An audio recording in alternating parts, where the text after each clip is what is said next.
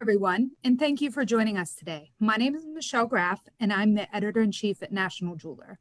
I'm pleased to welcome you to this latest episode of My Next Question, National Jeweler's webinar series brought to you this month by The Edge. Today's session features Associate Editor Lenore Fedow interviewing Jewelers of America President and CEO David Bonaparte and Tiffany Stevens, CEO and General Counsel of the Jewelers Vigilance Committee.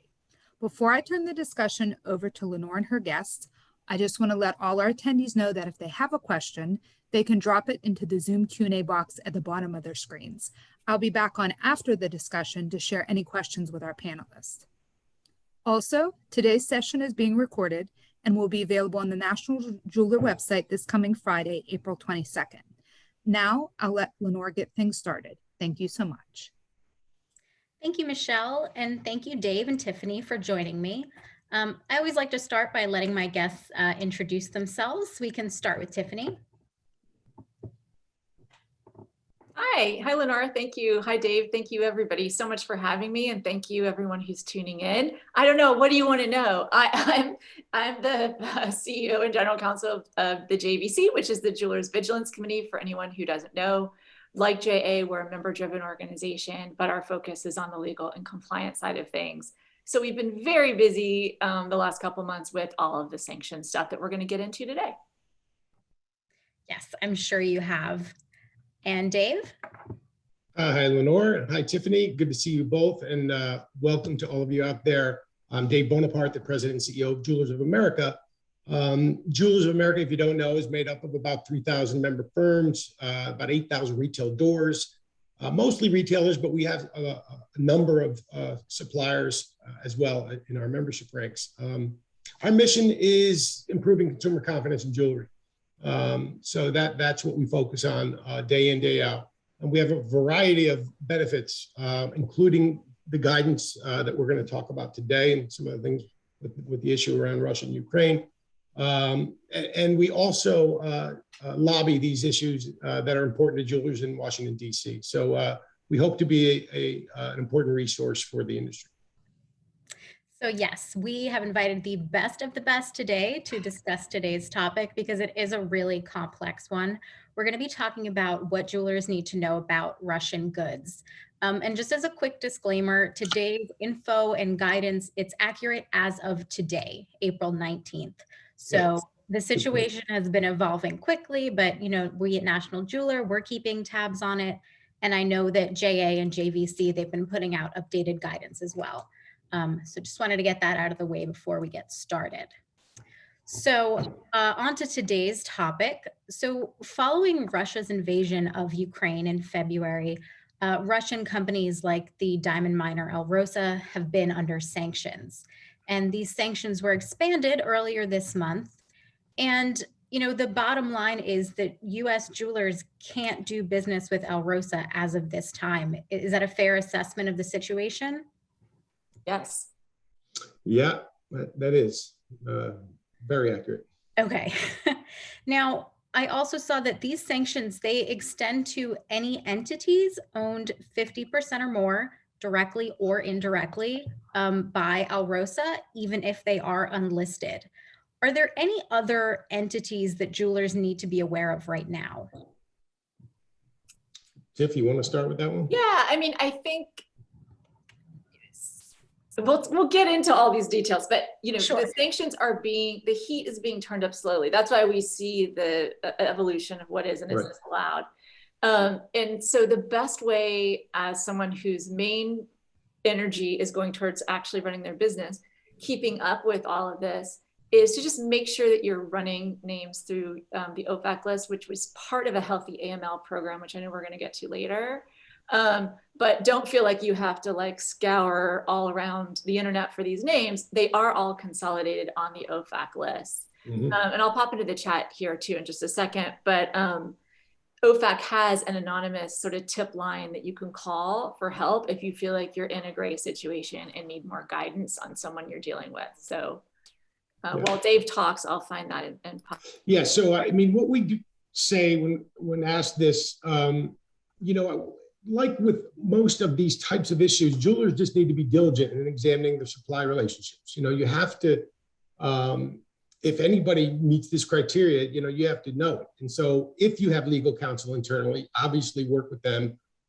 Some people even have sanctions and compliance officers on staff as a part of somebody, an employee may take that role and educate themselves on what they need to do.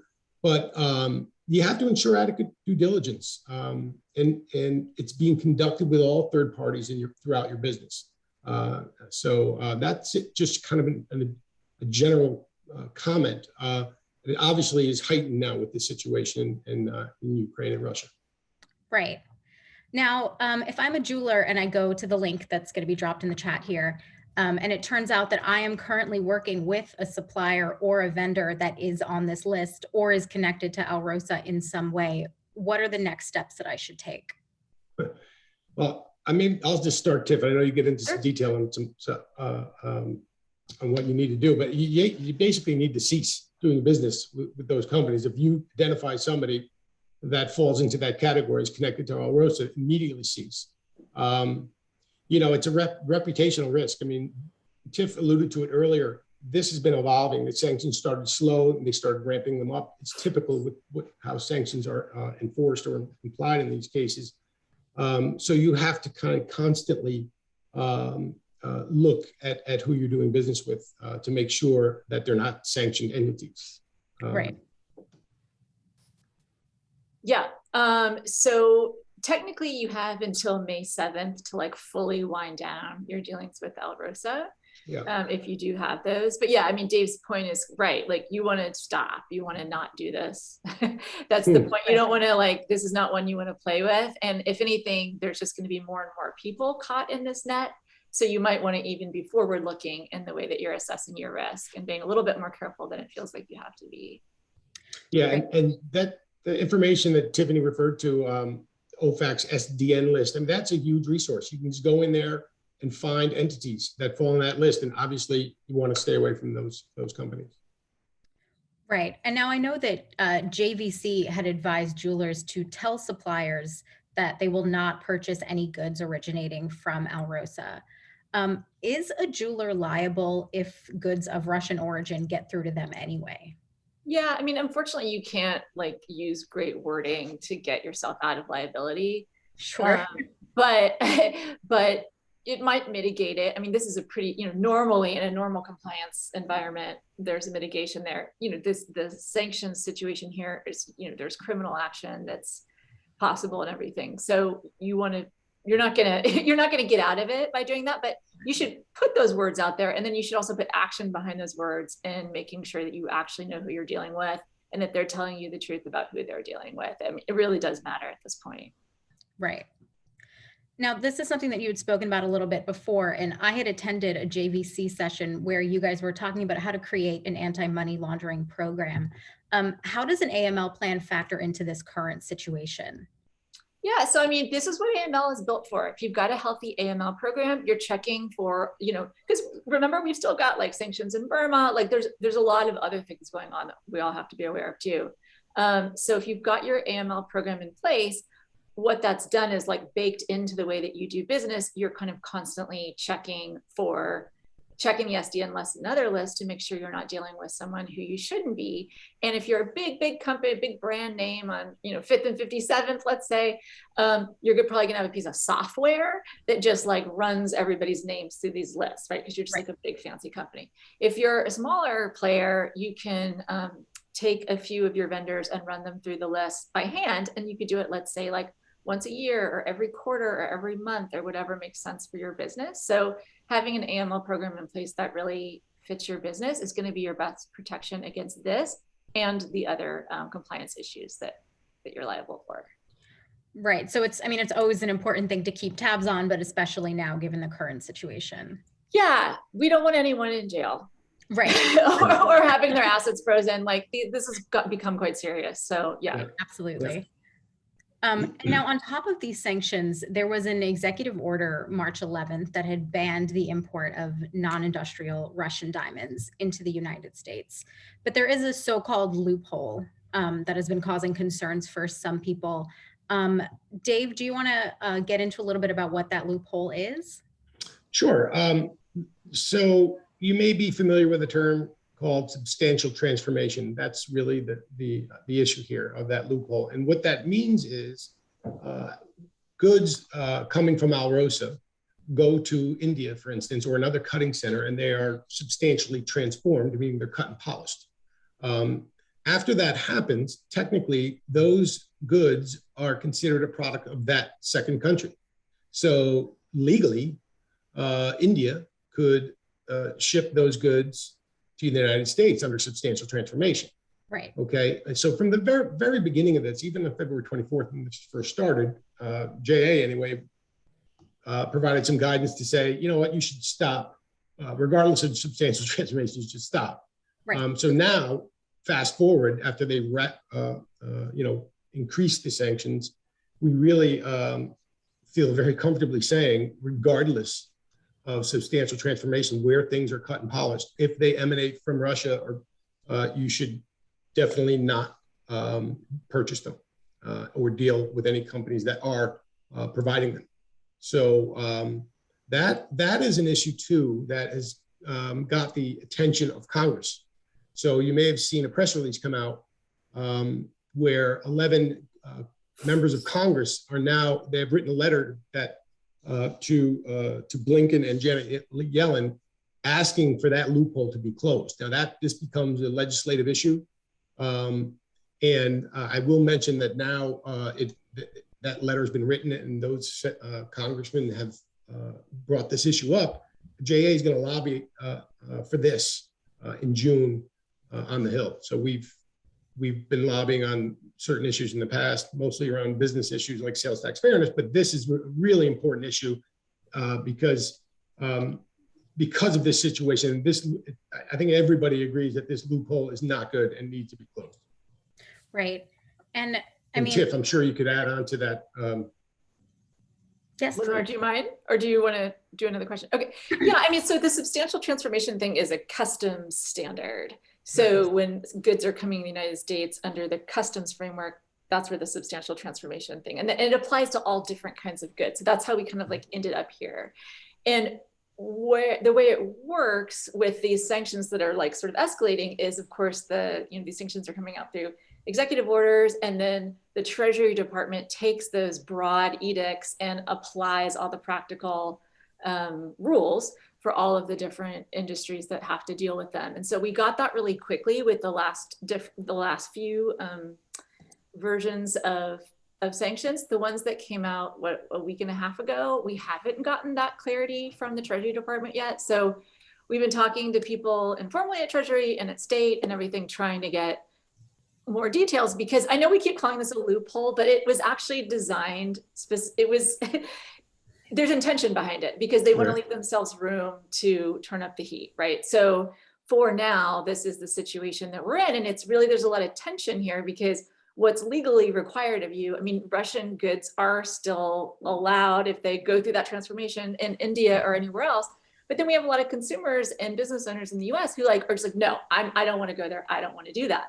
But nobody is like in India or elsewhere is like legally required to do that for you. So you have to like make that known to your own vendor that you want to go above and beyond what's required as of now. Yeah. Right. Now, given this lobbying that's going to happen and this letter that has already been written, do we expect to see this loophole, for lack of a better word, to be closed in the near future? Well, this letter that was written is more than I've ever seen written on this subject of substantial transformation in the government. Because as Tiff said, there was a reason behind it. And so now, though, that this situation is so severe, I think there's a chance, but I'm not overly optimistic about them immediately closing this loophole, because as Tiff said, this applies to many, many, many different industries. Right. And so it would probably get traction if it was a larger coalition of people lobbying on this, like with the NRF and others. We've done that in the past. We've joined larger coalitions to lobby, and I suspect this may happen. So, but I'm optimistic now that this has reached this level that I think legislators are going to listen. and hopefully make some progress on it. And for anybody who's interested in just sort of like following along with this, which I'm sure many people who are tuning to this are, you might want to watch what's happening with fish sticks, because the seafood people are in the same situation, that there's all this apparently pollock caught in Russia, but then that is substantially transformed in China into fish sticks and sold in the United States as Chinese goods. And so there's a lot of lobbying going on with like fisheries and oceanic and environmental people, and we're kind of all in the same position. So they might be the ones who end up getting this changed, or they could refashion the sanctions to be more harsh. I think something to keep in mind from a practical standpoint in the meantime is that there could be secondary sanctions. So there could be sanctions against certain, I don't want to pick on India, but just as by way of example, there could be sanctions on certain Indian manufacturers who are relying on Alrosa goods and who aren't segregating and stuff. And so that could happen before the whole so-called loophole is closed entirely. So that's why it's just really good to make sure that whoever you're working with in another country, you're making sure that they haven't like sort of just been added to a list. Yeah. And one thing, just to back up 1 second, Lenore. Yeah. In order to protect yourself as a retail jeweler, JVC, JA, the DMIA, those associations, and ultimately now the United States Jewelry Council has a document called the Source Warranty Protocol. It's the Diamond Source Warranty Protocol. We all have it on our websites. It's a tool for anybody to use to name a subject source of what you don't want to, where you don't want to source. So this is a great tool for retailers to use to ask their vendors to sign this document that says, I will not source goods from Alrosa, or I will not source goods from Russia. And it's a legal document that you attach to your invoice. And so it's a nice tool in addition to the OECD due diligence guides, which is a step-by-step process to help you protect your supply chain. This is a great tool to use. So I urge you to go onto our websites, JVC's website, USJC, download the document, call us, ask us any questions about how to use it. It's a great tool for you to protect your supply chain. Yeah, that's certainly a great tool for jewelers to have in their arsenal. So from our conversation so far, it's been made fairly clear that jewelers should not be buying new goods from Alrosa, but I'm sure a lot of them are wondering what to do with the goods that they already have in their inventory. So, and this is a fairly basic question, but from a legal perspective, can jewelers currently sell Russian goods they acquired before the sanctions went into place? Yeah, and I think this will be a great scenario. I'm so glad you're bringing it up to illustrate the sort of tension that we're in between what's legally required and what people want to do. Right. So yes, so the point of sanctions is to make sure that Putin isn't getting more money right now. So it's not about just like hating Russian diamonds forever. It's like, we don't want these financial transactions to happen and for him to enrich himself. So if you have things that you like fully own that are sitting in your vault, those are not privy to sanctions at all. Those are just, that's your inventory that you've had forever. Now, where that gets complicated is when you have someone coming into your store who's maybe only going to buy one diamond in their lifetime. Let's hope they buy more, and they start asking you questions, right? So this is where that like commercial tension comes up. And I'll turn it over to Dave on how he would suggest that folks handle this part. Right, from a retailer perspective, what would you recommend? Yeah. Well, what we tell retailers is to basically, if you get asked that question, you tell your customer that to the best of your ability and to your knowledge that you are currently not sourcing any goods from Russia. And you go through certain checks and balances to make sure that doesn't happen. Prior to February 24th, like Tiff said, those goods are perfectly fine to sell. And there were not sanctions. And then this issue was not in place. You know, we didn't have this war and these atrocities. So, you know, technically there's really nothing wrong with those goods and you can sell them with a clear conscience.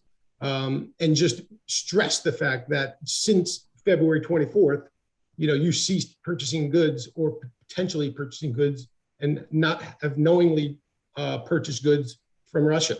And then show them some of the tools that you use to do that, like the Source Warranty Protocol, like our Code of Professional Practices from Jewelers of America, you know, the ethical, social, and environmental guidelines that you sign as a member. You know, you agree to follow the law. and things like that. And there are a lot of tools to help support retailers on all of our websites, JVCs, JAs, DMIAs, and all the associations that help retailers with answer those questions. We have templates. JVC just released a template. I think I saw a tip that how to kind of answer those questions. And JA has them. So go on our websites. We have language for you and to help you answer those tough questions with all goods, not just Russian diamonds. But I do want to acknowledge like how difficult this is. I mean, this is a very new turn of events for all of us. And, you know, there are going to be hard conversations, and we're going to be all changing the way that we do business in a couple different ways, I think, because of this. So we don't want to dismiss it, but there are tools available to you to like structure these conversations while, you know, being honest, like we don't always know exactly where every single diamond comes from. Right. And so we have to be honest about that, but also kind of hold people's anxiety in this moment and know that it's coming from a good place. People just want to do the right thing. Yeah, and I think the point too is that the industry's made a lot of progress in this area. While it's not perfect, no industry is. We do our best to stay ahead of these things to make sure we have these tools available for retailers to protect their business. Right. And going back to something that Tiffany had mentioned, you know, the industry has been pushing for this mine to market traceability, but, you know, like anything else, it is a work in progress. For your average smaller independent jeweler, is it possible for them to say with certainty where everything in a display case came from, or is that asking a little too much? Well, my view is that it's impossible, I think, to say exactly where everything came from. However, you can pretty confidently say where it didn't come from if you use these tools like the source warranty protocol. You can say, you know, all of my vendors have signed this, and I don't have goods from Russia, from Myanmar, rubies, and so on, whatever the product may be. So again, while you can't, you know, say, I know that came from this mine in this country or Canada, or you can say it didn't come from Russia. You can do that. Okay, yeah, that's a good distinction to make. Now, the industry has also made strides to distance itself from that really damaging, really painful blood diamond narrative that was in the media years ago. Is there a fear in the industry that because of what's going on with Russia, there's going to be negative coverage like that the industry is going to have to fight against another time? Well, we've been talking about this since February 24th and prior to that. And it's like Tiff said, it's hard. We've been having some really heated, hard discussions. You know, there's a scenario out there that people are talking about, okay, now we're creating a scenario where there are clean diamonds and not so clean diamonds, good diamonds against bad diamonds. Many industry professionals have been saying this for years, that this was inevitable. And because of, you know, international law and substantial transformation, it's quite possible that, you know, you don't know if this stuff gets into the supply chain and gets into US businesses. We don't want a scenario where there are good diamonds and bad diamonds. And so I think that the retailer at the counter needs to go all the way up the chain to make sure that those suppliers are not mixing in goods that are perfectly legal to sell in some other country, not sending them to the United States. It's critical. And there are a list of, you know, almost 100 companies out there that are probably still buying from Alrosa in a legitimate way because those countries haven't sanctioned Russia. And that's a reality. So they're still buying the goods and they're still going into the cutting factories. What they have to do is separate those goods. And we've been stressing this all along to a lot of those manufacturers. And many of them, most of them are well aware of what they need to do and hopefully are doing it. And that's really, at this point, as far as we can go, short of, you know, going to a cutting facility and auditing the facility, which might happen if you're an RJC member. You know, you've got to go through these types of audits. So it's a difficult situation, but we don't want that good and bad scenario. And I think we can stay ahead of it in the United States if we follow the law and use the tools available to us. Right. So due diligence is your best friend here. Yeah, and I think also just really engaging with your customer to tell the story of how you run your business and what's important to you and how that influences your decision. It was just sort of like the larger responsibility or responsible sourcing conversation. You know, a lot of people are staying away from using the buzzwords on their advertising, but they're engaging their customer and telling the story of how they take business actions based on what's important to them. And I think that this fits that too. And I also think that I understand, unfortunately, that this is going to be going on for years, is what we think. So this is not going to end like the end of the summer or something, unless there's like an absolute miracle. So this is really kind of our new normal, not something that we're just like temporarily dealing with. I'd also be very curious, and perhaps we're not going to be able to get these answers now, but those of you that are listening to this discussion that are retailers, I'd be very interested, and I ask this of our members all the time, are you hearing concerns from consumers about this issue, about Russian goods? We did it when there was the issue in Myanmar with Ruby and the sanctions there. So we're doing it now. So offline at a separate time, if you want to send us an email, and we'd be happy to hear from you as to whether or not you're actually hearing concerns from consumers about this issue. Yeah, we're hearing, like, just being at some industry events and stuff, I'm also asking this just in an anecdotal way. And I've been surprised by how many people from across the country say, you know, it's not everyone who comes in the store, but it's a couple people a week who come in the store. So I don't know, Dave, do you hear similar or you hear different from members you talk to? Well, you know what the most alarming thing I'm hearing is I haven't heard that many retailers telling me that they're seeing it on a regular basis or getting the question on a regular basis. But the point that somebody brought up the other day was, you know, you may not even hear about it because the person is not coming into the store, which is all the more reason why we need to be so careful and so diligent about using these tools to protect your business, because you have to assure consumers that you're ahead of this and that you're on it and they trust because of that story that Tiff referred to earlier. Every retail jeweler has a story about their business and how they conduct themselves. That's the message you need to get to your consumers, your customers, that you do the right thing. And I think that if we do that, we won't see that scenario where, hey, you know, that person might not even walk in the door because they're concerned about the issue of diamonds coming from Russia. It's a tricky issue, but now more than ever, I think you have to be so proactive about being vocal about how you conduct your business in the right way. Right. I mean, a growing number of consumers are really interested and they value responsible sourcing. So yeah, I mean, it'll be interesting to see if they shy away from Russian goods or maybe have more questions than they did previously. So my last question, which you guys touched on a little bit, was how should jewelers approach the topic if this comes up in conversation with a customer? Well, I mean, I think what we're saying is, regardless, you know, they can come around and say, you know, if somebody is really savvy and says, oh, we know about this, that there is a scenario where goods could enter the United States. I think retailers need to say, regardless of any of the loopholes we mentioned earlier, that we are not purchasing goods from Russia, and regardless of where they've been cut and polished, and we will not purchase goods until peace is restored in the Ukraine.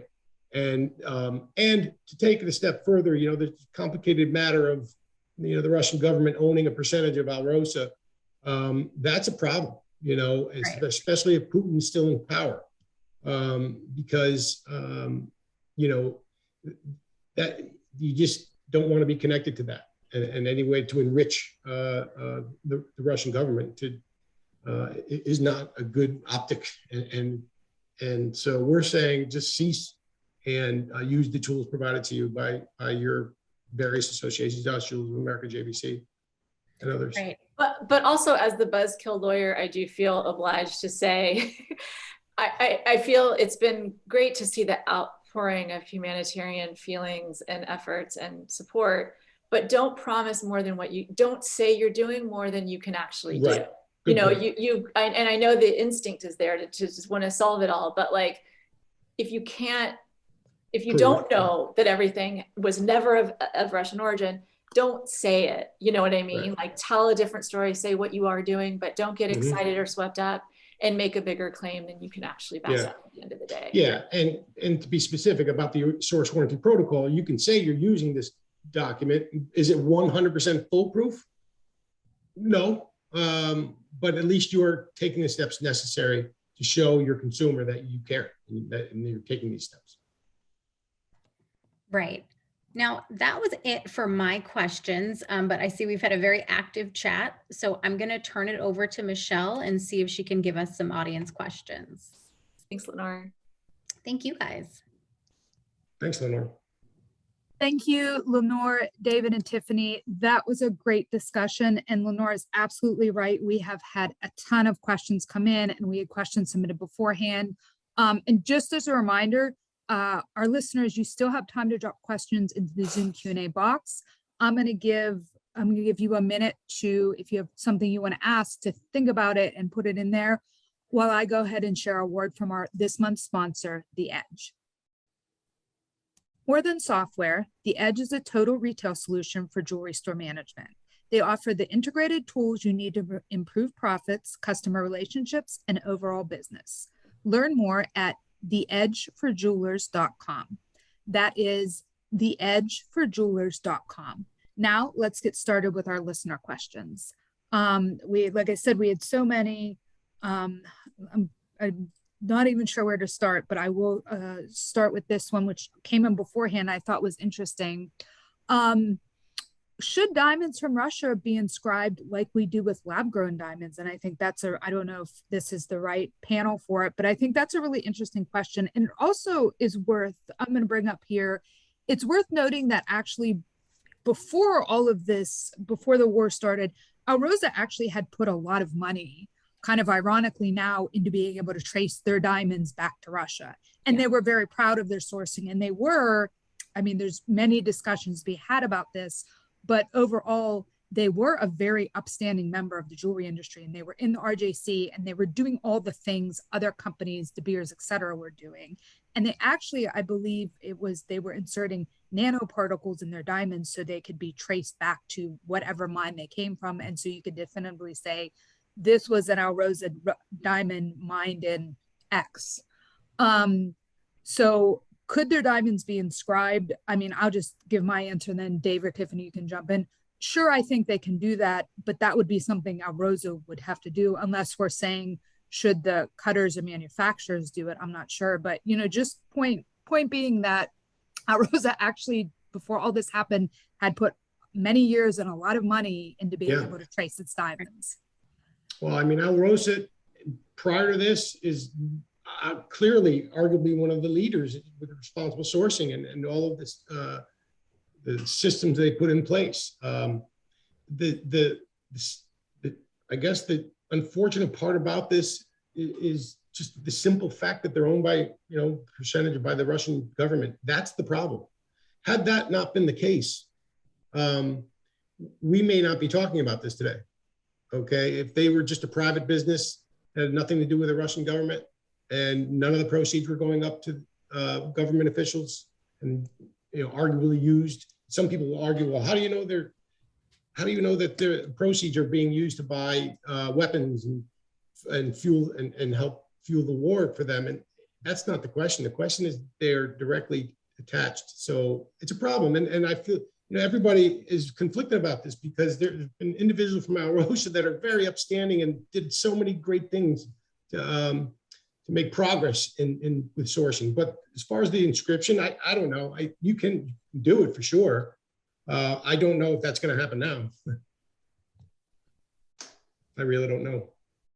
Tiffany, any thoughts there? Yeah, I mean, it would be great if things were that simple, right? That makes tons of sense on paper, but you're right. I mean, actually doing it is such a different thing. And this whole situation, I mean, what we thought the problem was in our February 23rd, 2022 version of ourselves, when we're thinking about diamonds and sourcing, was one thing. And this is just like blown our minds and created a new paradigm for what the problem is. And so, yeah, we're trying to figure out how to actually solve this problem, which we didn't realize we had, and sort of just has come to fruition as such a major challenge for all of us. So change the paradigm totally. And Tiffany, I thought you made such a great point earlier, and this point I don't think has been made enough. This is not something that's going to be solved in 3 months or in 6 months or even in a year. This is going to be an ongoing issue. It's, kind of reminds me of the beginning of COVID, when everybody thought COVID was going to be something that, oh, by summer, that'll be gone. Don't say that. By summer, that'll be gone. And it's like, it's something we're just going to have to live with going forward. And it's going to be part of our lives going forward. And I think for the foreseeable future, this is too. I'm going to jump back into the questions here. Many diamonds, this is another questioner from one of our live attendees. Many diamond site holders, especially from India, show on their websites that they have goods from De Beers, Alrosa, etc. Although they are telling us that the goods is separated and that they will not sell us finished goods from Alrosa, are we gambling doing business with companies that cut rough, including Alrosa goods? Well, so I guess that's a question, like, should you then just find diamond suppliers that don't deal in any Russian goods? But I don't even know how possible that is. I mean, I don't know how possible that is, right? And I think people, and we've talked to manufacturers in other countries as well, even though we're like just a US based organization, but our guidance to them is just please segregate everything as much as you can now. Because that's just, the Americans want it, and we're going to keep wanting it. And so I think we are going to have to trust and use our tools, but I think it's going to be pretty hard to avoid Alrosa entirely. Maybe Dave, you know more about the commercial reality, but. Well, I think you said it earlier, and you don't make definitive statements if you don't know where stuff came from. But, and I saw this in the chat, which is a great point. You make every effort not to buy Russian goods, and these are the tools I use. So, it's a difficult issue. It's one that we hope those manufacturers are taking those steps to segregate goods and cut and polish in separate areas and keep them separate. And it's like, know your customer. If you believe you've been doing business with this company for 50 years and you trust them and their families, then you have to make a judgment call on that. But stop short of saying with 100% certainty, if you're doing business with a company that's still doing business with Alrosa, then, I think you just need to be clear about those reputational risks and the perception from consumers. Okay. Now this is a question that just came into the chat, and it's also a question that somebody asked earlier, and I think it's another good one. How does the Kimberley process play into this discussion? How are Russian diamonds? And I think this is a really important point to be made, because I've seen a lot of discussions of this online, and I don't think people fully understand. I think people kind of have a version of the Kimberley process as being this organization that's stopping all, quote, bad diamonds from coming in the industry. But the problem with the Kimberley process, and Dave and Tiffany, I'm going to turn this over to you, is actually that the definition of what is a conflict diamond is very narrow. And that's been a sticking point for years. So can we talk a little bit about these Russian diamonds and their relation to the KP and conflict diamonds? Because there was a lot of chatter online. What is the Kimberley process doing? What is the Kimberley process doing? And there's a reason for this. Tiffany, do you want to go ahead? Sure. I've on the board for the US part of the Kimberley process, and have gone to see the Kimberley process in action as well. I mean, the KP was devised, just like you said, to solve a very specific problem at a certain moment in time, 15 plus years ago, about what we thought our problem was at that time. And like you said, Michelle, there's been a lot of turbulence in the last few years with trying to get the KP to widen their definition of conflict, as well as take on some other initiatives. And Russia's a member of the KP, and everything at the KP has to be total 100% consensus. Vote yes, right? So Russia, China, a couple other countries have blocked a lot of different initiatives. So yeah, I mean, the KP isn't like a problem solving, meant to be this like problem solving policy organization. It was built to solve one specific problem, but to have relevance and credibility, I think that's an open question about what does it need to do now to maintain that. Several countries and nonprofits have dropped out, civil society folks, over the last few years. Our view has always been it's better to engage and try to push progress forward. But I think this is a real crisis point. It is. And I think somebody asked, what is the KP stance on this in the chat? From what I understand, and Tiff, you just said it, they're still members of the KP. There have been members, other countries asking for the resignation of Russia, and which they have not done. And some, this is never going to be clearly decided because of that unanimous scenario. Everything has to be voted on and accepted unanimously. So it's a tricky situation. Technically KP certificates are still being issued to Alrosa goods, I assume, Tiff, right? Yeah, I mean, it's still functioning the way that it always has. And I think it does keep certain things under control, but we have a whole new set of problems we need to solve. And hopefully KP can be part of that, but it's such a tricky, thorny bureaucracy. I mean, that's been the argument and the problem with the Kimberley process for years, that the definition of conflict is diamonds that are funding a war against diamonds funding a rebel group that is waging a war against the legitimate government. Like it's a very specific thing that does not apply here. Right. So yeah, very, very thorny issue indeed. Someone also wants to know, what kind of assurance can I provide my clients in the case of an already purchased diamond and the likelihood it could have come from Russia? I know we kind of covered this, but we're getting a lot of questions on, I think people just want to know, and I mean, these questions all seem to center around, and Tiff, you kind of touched on this earlier, what should I say and how much should I say? And I think that's really what people want to know. Dave, when you brought that point up earlier about, I thought that was an excellent point about asking how many people actually come into stores and ask about where the goods are from. A couple people answered. One person said they get a couple people a week. Another person said they get a few. And I also think you made the great point of there also might be people who aren't coming in to buy diamonds because of this. And then I'll add this further wrinkle that we have a problem we didn't have back in the quote blood diamond days, which is lab growns. People now have an alternative to diamonds if they want to avoid the whole thorniness of the mine supply chain. Lab grown diamonds are a thing now that they weren't back when we had this issue in the early 90s. So how deep should you go with, what should you tell your customers about your old goods versus your new goods and what you're doing? Well, I think we touched on that a lot today. Like we said earlier, while you are making every effort not to buy Russian goods from this point forward, it's tough to make a definitive statement if that you don't have Russian goods in your case right now. And before this conflict in war, it was perfectly fine. So I think, like I said earlier, you can have a clear conscience. If you have goods in your case that are from Russian origin, that's fine before February 24th, and then take every measure to try to protect against that going forward. That's the only thing you really can say. And then do your best to know your customer, know your supply chain. I mean, that's really comes down to that. Tiffany, any other thoughts there? Yeah, I mean, I agree.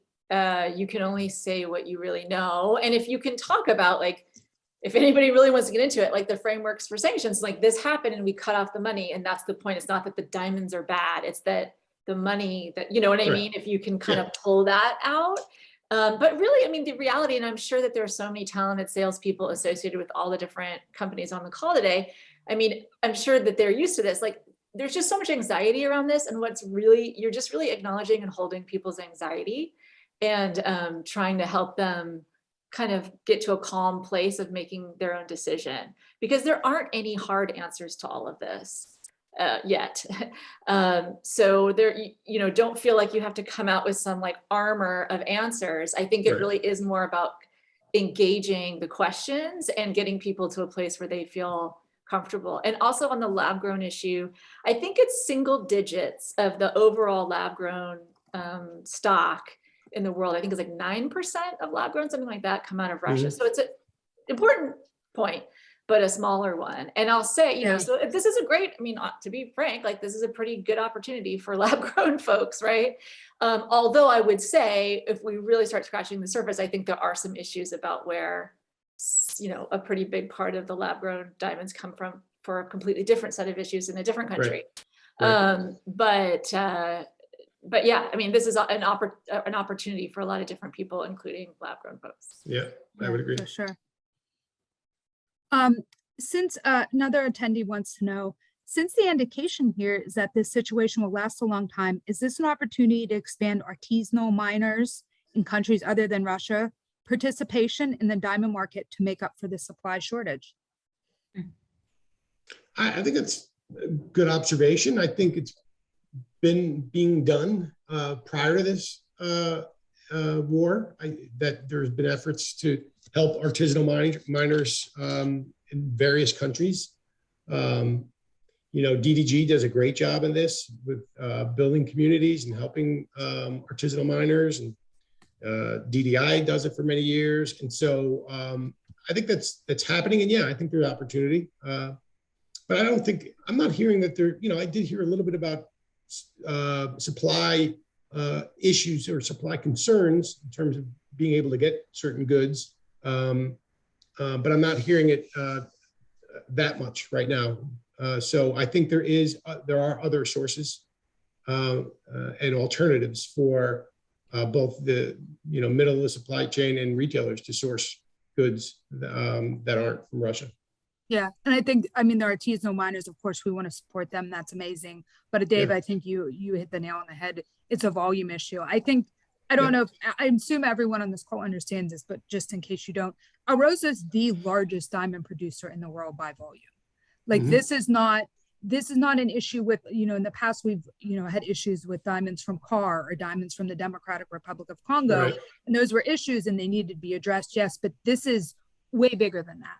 This is the world's biggest diamond miner in volume terms. This is a third of the world's natural diamond supply. So this isn't something that can be replaced by a little source here and there. Right. Yeah. Not going to happen overnight. That's for sure. Right. But I do think, as the industry often does, is meanders through difficult times like this and does the right thing. So I think that ultimately, we'll get through, because to Tiffany's point, this is not going away anytime soon. So businesses will have to, figure out their sources beyond what they currently were doing before. Yeah. And to be frank, like the thing that I'm the most worried about is the Melly issue. Yeah. Right. Like we just need to be put in a situation that we can comply with something reasonably, right? Like we just want to make sure it's if more sanctions come on this, that we don't just have to like shut down the world supply of Melly. That's not a possibility. So right now, that's the thing that worries me the most. Yeah. Right. And there's been a lot of discussion here in the chat about Melly, some really good discussion. I'm sorry if I can't get to everybody's comment or everybody's question. We have so many of them coming in. Tiff, I want to go back to something you said earlier in the webinar. You mentioned that there are going to be more and more people, quote, caught in this net, as far as the sanctions, Arosa, et cetera. Did you mean specifically with diamonds in the diamond industry, or were you also talking about gold? Because that's something that, we haven't even touched on here, but Russia is also a big producer of gold and it's a producer of platinum, and we haven't even talked about that. So when you were discussing caught in the net, then did you mean other segments of the industry outside diamonds, or were you just thinking more diamond players? No, I mean, I think you make a great point. There certainly are gold and platinum to a lesser extent is an issue. And then also the government of Russia was just like stockpiling bullion. So there was a concern that they might try to trade that as well, which would be like another application of gold. Yeah, I mean, all these folks will be added onto the SDN list and others. What I meant is, what I was thinking when I said that was just that we've seen the net widen on the SDN list for AML in a different way, which is that, it used to just be like a very small number of people are the like problematic people we're trying to avoid. And in the last couple of years, the Treasury has added like that person's cousin or that person's, high school friend who they do some business with or whatever. That's the way that the net has sort of widened.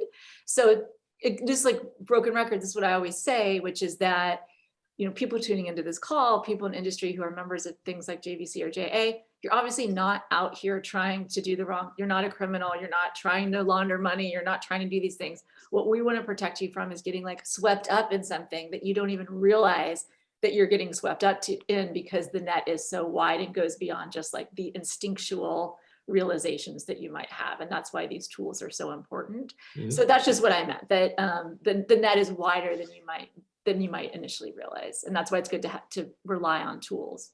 Yeah. Okay. And we have time for one more question that came in. What about Zimbabwe diamonds that are legal to import into the US? Are they less of a problem than Russian diamonds? I'm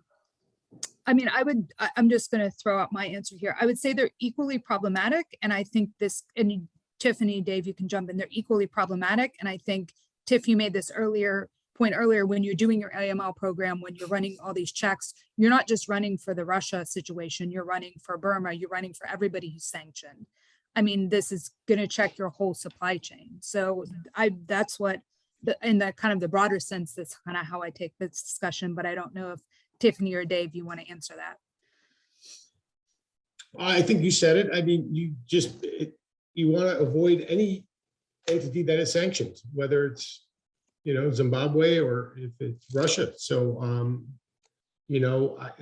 I would apply the same guidelines and techniques to protect your source. And if that's Zimbabwe as well, falls into the same category, I'd treat it the same way. There are still companies in Zimbabwe that are still on the sanction list, correct? Yeah, there are. Tiffany probably have a little more insight than I do, but yes. I think another thing that this makes me think about is just kind of maintaining your calm as much as you can in this time, because such a major supplier is basically being cut off.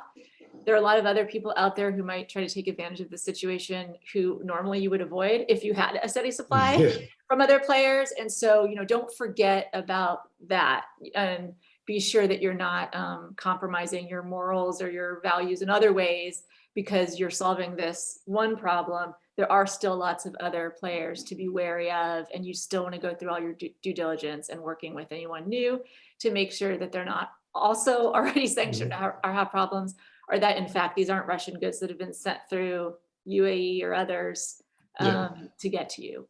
Right.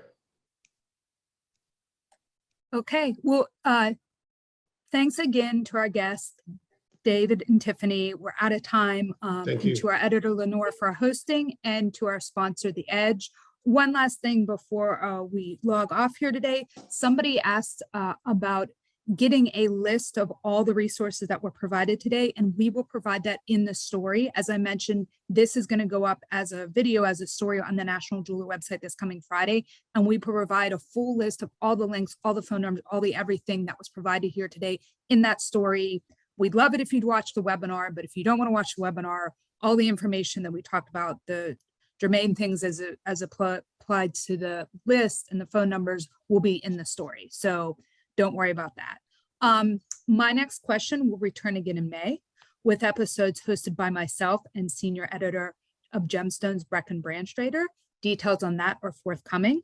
In the meantime, you can check out all past episodes of My Next Question at nationaljeweler.com/webinars/recorded. Everyone, thank you again so much for joining us today, and please take care. Bye-bye, everyone. Thank you, guys. Thank you, guys. Take care. Bye.